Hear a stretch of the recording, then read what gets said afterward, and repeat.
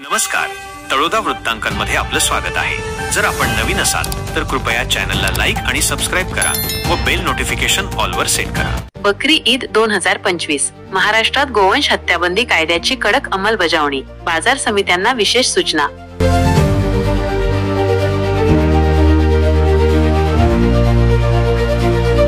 तळोदा दिनांक 3 जून 2025 आगामी बकरी ईद सणाच्या पार्श्वभूमीवर 7 जून 2025 रोजी महाराष्ट्रात गोवंश हत्याबंदी कायद्याची कडक अंमलबजावणी करण्याचे निर्देश कृषी उत्पन्न बाजार समित्यांना देण्यात आले आहेत। महाराष्ट्र प्राणी संरक्षण अधिनियम 1976 आणि महाराष्ट्र प्राणी रक्षण अधिनियम 1995 4 मार्च 2015 रोजी सुधारित या कायद्यांचे उल्लंघन होणार नाही याची दक्षता घेण्यास सांगण्यात आले आहे।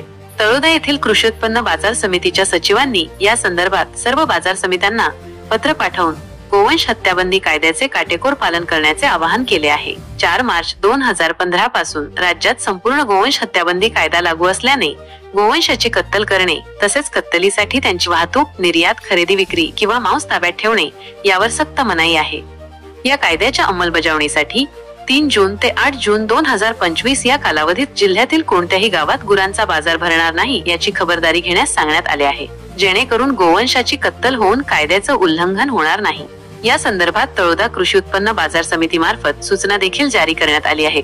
त्यात म्हटले आहे की सर्व शेतकरी, बकरी, बोकड, गुरांचे व्यापारी आणि इतर नागरिकांना कळविण्यात येते की महाराष्ट्र गोसेवा आयोग पुणे यांच्या 27 मे 2025 रोजीच्या पत्रानुसार कृषी उत्पन्न बाजार समिती तळोदा जी नंदुरबार येथे शुक्रवार 6 जून 2025 रोजी बकरी आणि गुरांचा आठवडा बाजार पूर्णपणे बंद राहील।